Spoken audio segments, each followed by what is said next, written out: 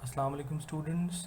This is the lecture for History Class 8 and today we are going to start our second chapter and that is Sir Syed Ahmad Khan and Aligarh movement. So without wasting our time we will start our first topic and that is the conditions of Muslims after War of Independence. War of independence हुई थी 1857 के अंदर और ये वो war of independence थी जिसके बाद फिर ब्रिटिश जो क्राउन है उसने टेक ओवर कर लिया था।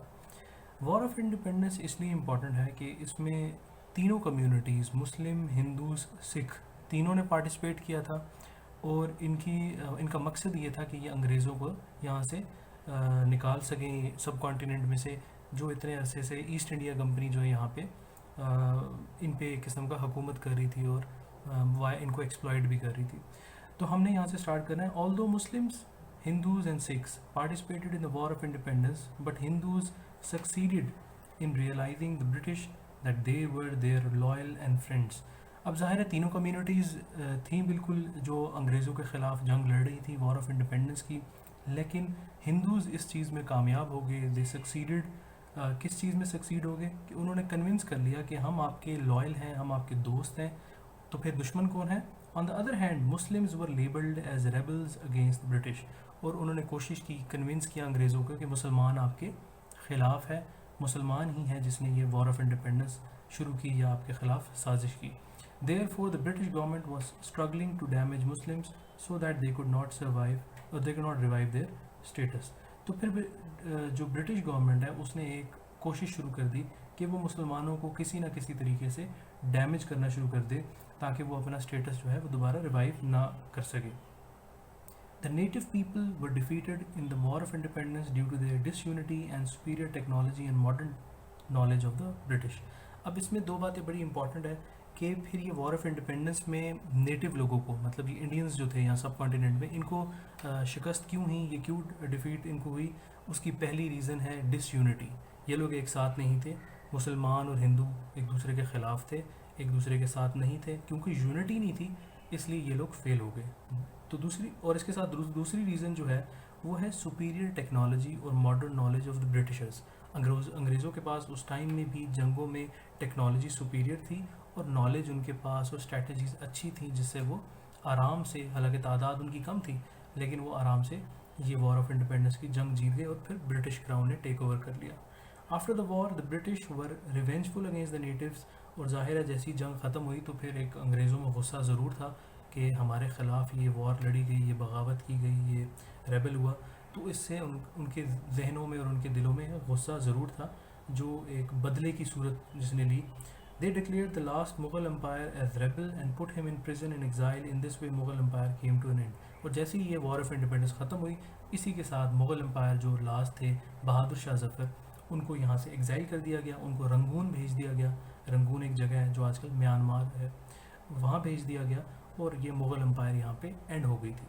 Despite the fact the British had destroyed the Muslims and had brought the major portion of Indian under their control, yet they were afraid of Muslims.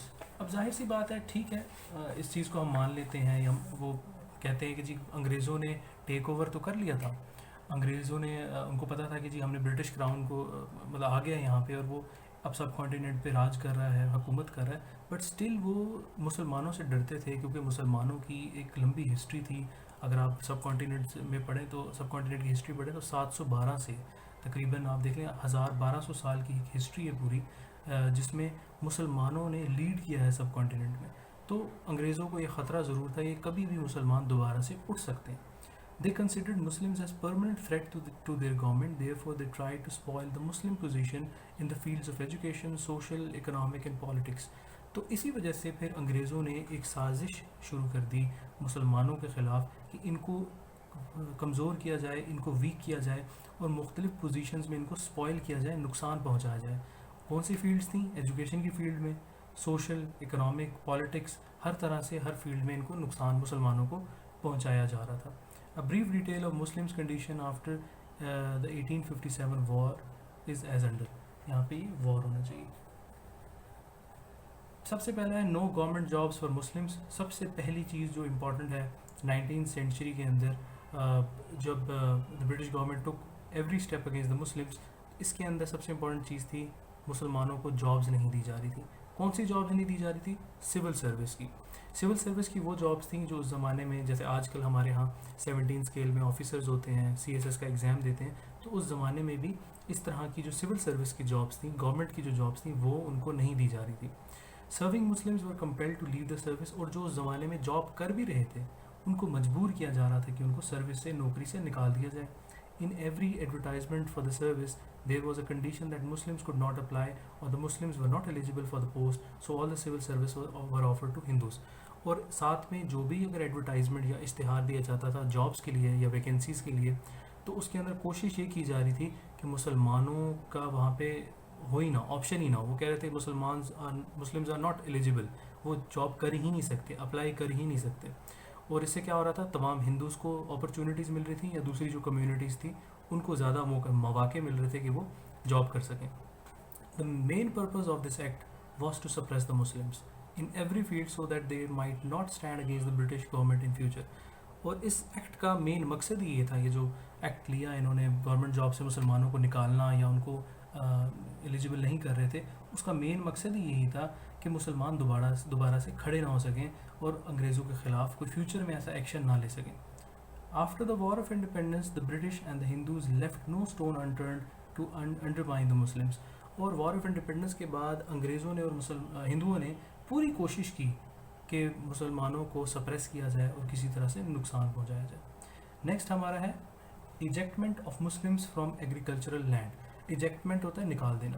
مسلمانوں کو ان کی جو ایگریکلچرل لینڈس تھے ان سے بھی نکالا جا رہا تھا. بسائڈز گورنمنٹ جابس, اب گورنمنٹ جابس کے ساتھ ساتھ ایگریکلچر ایک الگ سورس تھا, اندر سورس آف انکم جو مسلمانوں کے لیے بڑا امپورٹنٹ تھا.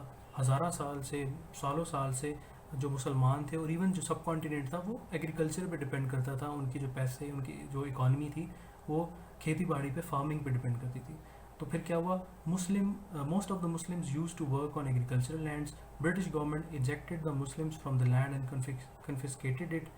In this way, landlords and farm workers both became victims of adversity. They imposed a lot of new taxes. The taxes which were waived off were again levied. Resultantly, Muslims fell into worst economic conditions. پھر کیونکہ ظاہر سی بات ہے ان کو نکالا جا رہا تھا نوکریوں سے, تو ساتھ ساتھ ایگریکلچرل لینڈ سے بھی نکالا جا رہا تھا. کس طرح سے نکالا جا رہا تھا؟ ان سے زمین ضبط کی جا رہی تھی, کانفسکیٹ کی جا رہی تھی, ان سے چھین لی جاتی تھی. برٹش گورنمنٹ جو ہے مسلمانوں کو کہتی تھی یہ اب آپ کی زمین نہیں ہے, یہ ہماری زمین ہے. اور اسی طرح سے جو بھی ٹیکسز تھے جو پہلے ختم ہوئے تھے مسلمانوں پر, وہ تمام ٹیکسز لاگو کیے گئے تاکہ مسلمانوں کو اور پریشانی فیس کرنی پڑے. اور اسی کے ساتھ ساتھ یہ جب تمام اقدام ہوئے, یہ تمام ایکٹس ہوئے, تو Muslims feel into worst economic conditions. تو پھر ان کے معاشی حالات بہت برے ہو گئے, اکنامک کنڈیشنز بہت برے ہو گئے مسلمانوں کے. نیکسٹ ہے ہمارا educational backwardness. Muslims' educational and religious institutions were also maltreated. Earlier, the income of religious institutions was spent on the education of Muslims. Now it was being used in other pursuits as per British government's desire. اور پھر اس کے بعد جو educational institutions تھے ان کو ہٹ کیا گیا, ان کو میل ٹریٹمنٹ ان کے ساتھ کی گئی, غلط طریقے سے ٹریٹ کیا گیا. جو پہلے انکم یہ ریلیجیس انسٹیٹیوشنز کماتے تھے, پیسے جو ان کو ملتے تھے, کماتے تھے, وہ پہلے مسلمانوں کے اوپر خرچ کیے جاتے تھے. اب برٹش گورنمنٹ نے انہوں نے آرڈر دیا کہ اب یہ مسلمانوں کے اوپر خرچ نہیں ہوگا. یہ جو مسلم ایجوکیشنل انسٹیٹیوشن سے جو بھی پیسہ کمایا جائے گا وہ حکومت, برطانوی حکومت یا برٹش گورنمنٹ سوچے گی کہ اس نے اس پیسے کا کیا کرنا ہے. So most of the Muslim institutions were closed. اسی کے ساتھ بہت سارے مسلم انسٹیٹیوشنز کو بند کر دیا گیا.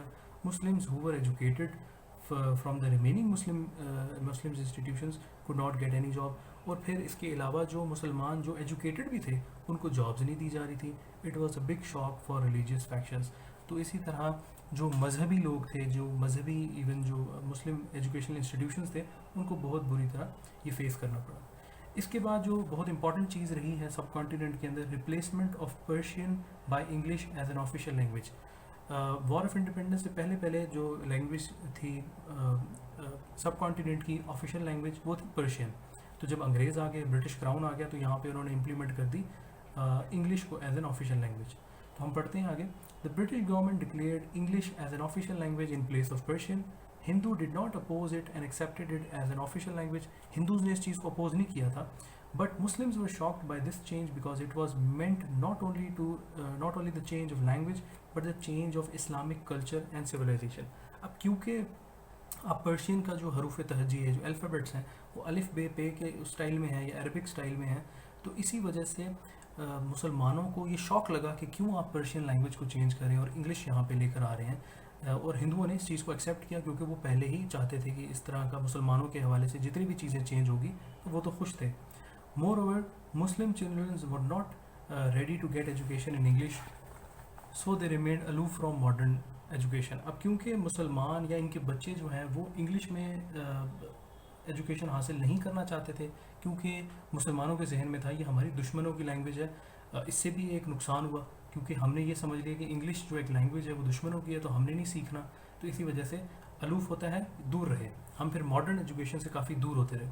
On the other hand, Hindus established superiority over Muslims in educational field by learning English. और हिंदुओं ने उसी टाइम से ये सोच लिया कि नहीं, हमने ये लैंग्वेज इंग्लिश सीखनी है और मॉडर्न एजुकेशन भी हासिल करनी है. इसी वजह से मुसलमानों से ये ज़्यादा सुपीरियर हो गए. इवन आज भी अगर आप देखें, इसी वजह से हिंदूज़ जो हैं वो मुसलमानों के बनस्बत ज़्यादा आगे हैं और ज़्यादा एजुकेटेड भी हैं. So the fields of judiciary, medicine, engineering and other were open for the Hindus. Consequently, Hindus start getting high positions in every walk of life. और इसी तरह फिर जुडिशरी में, अदालतों में, हॉस्पिटल्स में, इंजीनियरिंग की फील्ड में, मुख्तलिफ फील्ड में हिंदुओं को मौके मिलते रहे क्योंकि वो मॉडर्न एजुकेशन हासिल कर रहे थे, जबकि मुसलमान हासिल नहीं कर रहे थे, तो वो इधर इन चीज़ों से दूर रहे. After the War of Independence, the conditions of Muslims in social, economic and educational sectors were disappointing. और ज़ाहिर है वॉर ऑफ इंडिपेंडेंस के बाद जो मुसलमानों को जिस तरह से ट्रीट किया गया, तो उनके इकोनॉमिक हालात भी बुरे थे और एजुकेशनल लेवल पे भी काफ़ी डिसअपॉइंटिंग रही इनके हालात. In that situation sir Syed Ahmad Khan came forward to rescue Muslims and also made them realise that they were being ruled. Therefore he introduced a principle of dignified life to Muslims so that they could respectively compromise with British government and move forward. इसके बाद फिर sir Syed Ahmad Khan आए और sir Syed Ahmad Khan एक अपनी सोच लेकर आए जिससे वो चाहते थे कि मुसलमान दोबारा इस लाइफ में वापस आएँ, ना कि वो अलूफ होते जाएं, साइडलाइन होते जाएं, क्योंकि हिंदूज़ बिल्कुल अपनी जॉब्स में भी आ रहे थे, हर जगह पे आ रहे थे.